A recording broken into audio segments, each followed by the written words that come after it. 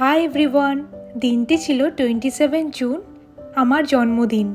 ঠিক রাত 12টা বাজতেই পেলাম একটা বড় সারপ্রাইজ। ড্রয়িং রুমে এসে তো আমি পুরো অবাক। সুচয়ন দেখো কি সুন্দরভাবে সাজিয়েছে এই রুমটা আমার বার্থডের জন্য। আমার মুখ দেখে তো বুঝতেই পারছো আমি ভীষণ খুশি। সত্যি আমি খুব লাকি। মা বাবার থেকে দূরে থাকি তো কি হয়েছে, সুচয়ন আমার এই দিনের শুরুটা খুব স্পেশাল করে দিল। ও আমার সব মনের ইচ্ছে একে একে পূরণ করে। আমি যে রেড ভেলভেট কেক খেতে ভালোবাসি দেখো সেটা এনেছে। আর শুধু আমরা দুজন কেন, তোমাদের সবার সাথে শেয়ার করলাম কেকটা। শুধু এতেই কিন্তু ও থামেনি, পরের দিন সকালে আমার জন্য জন্মদিনের পায়েসও রান্না করে দিয়েছে। স্নান দান করে বসে পড়েছি পায়েস খেতে, আর পায়েসটা দারুণ হয়েছিল। আর দুপুরের মেনু ছিল ফ্রাইড রাইস, চিলি চিকেন।